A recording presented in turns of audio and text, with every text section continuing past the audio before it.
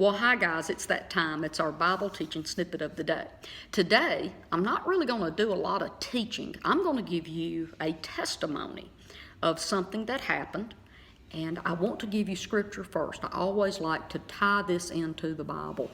I'm in Philippians chapter 4, verse 7, and it says, "And God's peace, which is so great we cannot understand it, it transcends and surpasses all comprehension. And it will keep and guard your heart and your mind in Christ Jesus." So we have a peace when we're believers, when we're born again. There's a peace that is in us that other people do not have. I'm going to give you one more scripture real quick because this is one of my favorites. This is in the Gospel of John, chapter 14, verse 27. It's in red. So Jesus said this, and you know I love to talk about what Jesus says. He says, "Peace I leave with you, my peace I give to you. Not as the world gives do I give to you, but my peace. Let not your heart be troubled, neither let it be afraid." I want to tell you a story about me going to a hospital. I was called by a friend of a friend, okay? And she asked me to go up to the hospital and comfort a really good friend of hers whose mother was in hospice and was at the end of her road with the C word. They were not wanting healing. The lady was very elderly, and the woman was ready to pass on and go to heaven. She was a believer. And the daughter that I was told to go and pray with to comfort her, just to comfort the daughter of the lady who was passing away. So I went to the hospital to pray with and just be with this young lady that was losing her mom. It's amazing to me. I think about this scripture, "My peace I leave with you, my peace I give to you." Did you know, as a believer, a born-again son of God, I have a peace in me and about me everywhere that I go that other people don't have. And that's one thing that I can tell if a person is actually really born again, if they're really saved or not. I'm not trying to get off on a teaching here, but if you're not living in peace, that should be a warning signal to you that something's wrong in your relationship with God, and you need to go to Him and talk to Him and get that resolved. Because I am in perfect peace 90% of the time, or better than that. So let's get into the story. I get to the hospital. Now, it's obvious this one woman is the only believer in her family. There's 7 or 8 other family members out in the hallway. I go into the room, and there's 4 people in there who are not Christians. The one believer goes into the room with me. She went in before me and said, "I have a friend here. I don't really know her, but she was sent here, and if it'd be okay, I want her to come into the room."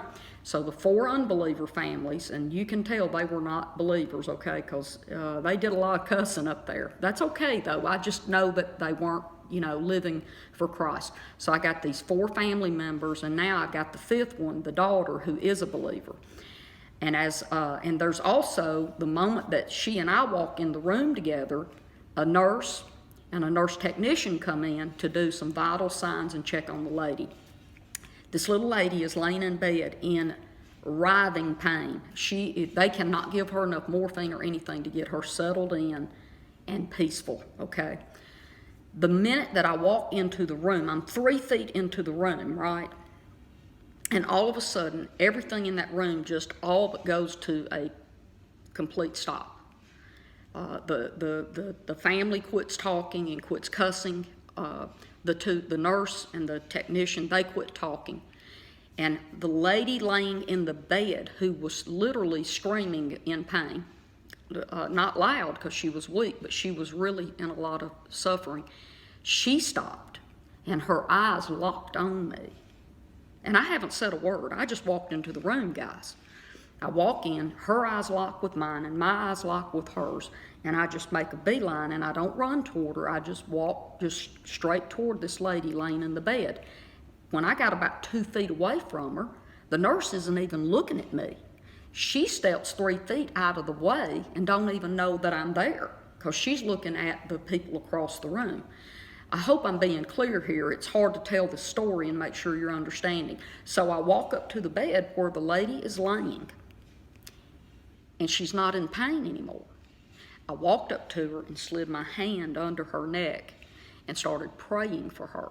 And I said, "Body, be at peace. No more pain. Let her rest." Did you know, everybody in that room, the woman literally stopped having pain even before I touched her. The unbelievers were in shock. The little technician that does the blood pressure and all looks at me and she says, "Are you a nurse? You sure are good with patients." And I said, "No, baby, I'm not in the medical field. I'm just here to pray for the family." Guys, let me tell you, I wanted to just tell you that, sometimes I don't go to heal people. Sometimes I go to give them peace. That same peace right here in John 14:27, where Jesus says, "Peace I leave you, my peace I give to you." That's what I did that night. I gave her the peace of Jesus, the peace that he gave me, I gave to her.